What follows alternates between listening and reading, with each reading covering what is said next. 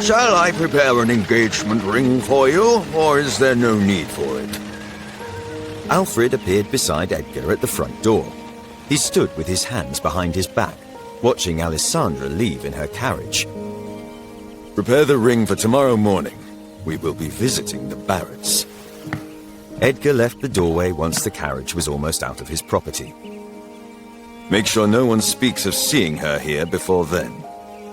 Of course. Alfred closed the door behind Edgar.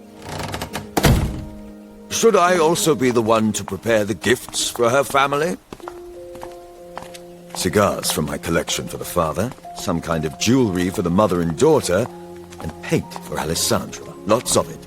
I need some of the paintings taken down, as I will be buying new ones from Alisandre to be placed. Also, take away some of the things in my chamber for her to have. You'll be sharing a room? Alfred exclaimed. Edgar paused to look behind him at Alfred. Why is that so shocking? She will be my wife, Alfred.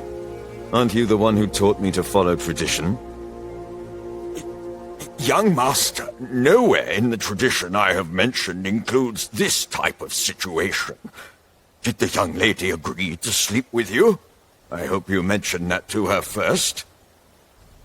No, I mentioned that last, along with her being the mother of my children. Edgar continued, walking back to study. Children? Alfred gripped his chest, unable to handle the information. You are being dramatic again, Alfred. Edgar refused to turn around to check on Alfred. I have work to do. If anyone else shows up, turn them away. Don't ask me any more questions, or you will eventually add too much stress to your heart and die. Do you wish to die, Alfred? No, young master. I wish to see these children you speak of. I will get to it right away. Good. We're about to have some fun, Alfred, said Edgar. Meanwhile, Alisandre nervously sat in her carriage on the way back home. The situation dawned on her once she was away from Edgar and able to breathe normally. She pinched herself to be sure she wasn't still dreaming and had not woken up for the day. "I'm going to marry Duke Collins," she said in disbelief. Who would have thought her asking him in the spur of the moment would lead to this? Who would have thought he would go along with it? "I'm almost out of there." Today would be her last day dealing with her family. After Edgar arrives tomorrow, Kate nor Katrina would be able to interfere with her. They could get upset with her for being the one engaged to Edgar and not Kate, but they couldn't lay a finger on her. She would be Edgar's woman, and he was a man to never offend. I wonder what Father would say. Will he finally show more interest in me? Alisandre leaned her head against the wall as she thought about tomorrow. He might try to convince the Duke to marry Kate instead. Tomorrow will be a chaotic day. She closed her eyes, enjoying the peace while it lasted. As the carriage returned home, Alisandre wasn't surprised to see a figure standing with its arms folded by the door. Her father knew his wife wouldn't be pleased about her leaving home, and Alisandre had made sure to leave before Katrina could stop her. First Kate, and now it was Katrina's turn. When the carriage stopped, Alisandre opened the door herself, since everyone was afraid to get too close to her. She kept her head down to avoid looking at Katrina as she walked to the entrance of their home. "Good morning, Katrina." She greeted the woman as she neared her. Katrina, on the other hand, did not return the greeting.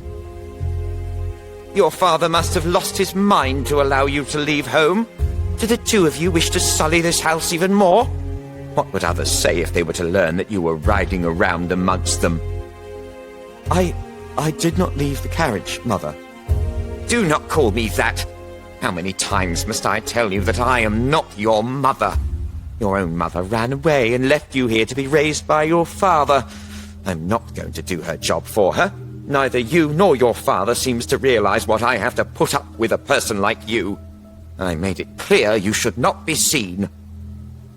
Katrina was furious to learn Desmond allowed Alisandre to leave without consulting her. Do you not understand the trouble you cause for us, Alisandre? Our reputation almost hit rock bottom because of that incident. Never ask to leave this place again, or I will see to it that you may never leave your bedroom. Just the sight of you infuriates me. Why on earth couldn't you have followed your mother? I'm sorry. Alisandre apologized with her head still low.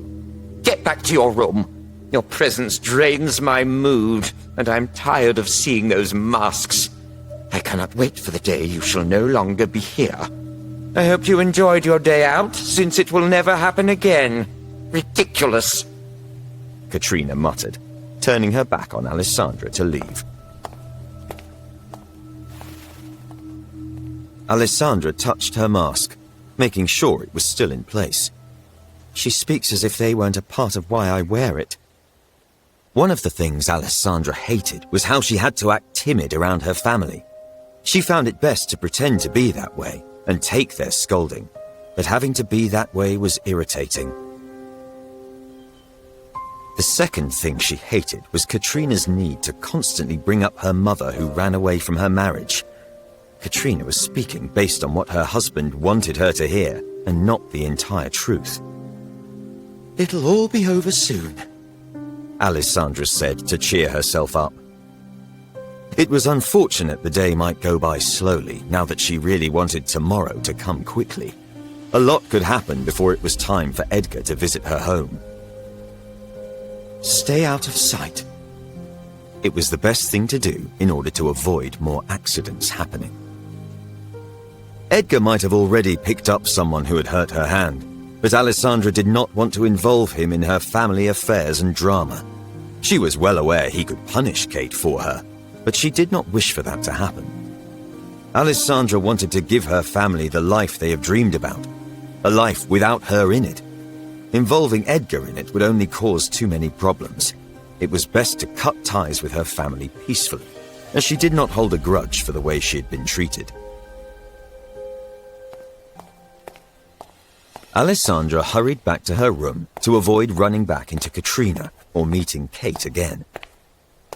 However, upon reaching her door, she was puzzled to find it slightly ajar, as if someone had been inside of it after she left.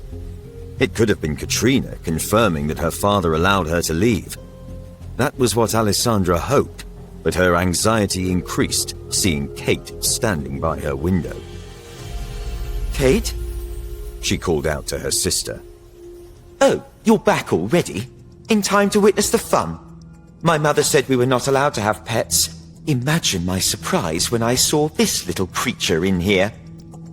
Kate held up the kitten Alisandre had been feeding. She was holding it outside the window, prepared to drop it right before Alisandre arrived. Kate, I will take care of it. Please do not harm an innocent creature. Alisandre took careful steps forward, wishing to take the kitten before Kate could do the unthinkable.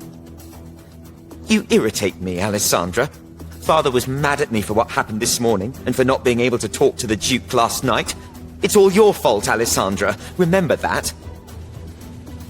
Kate threw the kitten out the window against a nearby tree and peered down to see it fall. Initially, Kate had only meant to drop the kitten outside the window for it to wander away, but seeing Alisandre back from her trip made her furious. If she could, she would have taken it somewhere higher to drop it. I told you never to... Hey! Kate yelled when Alisandre ran out of the room instead of listening to her.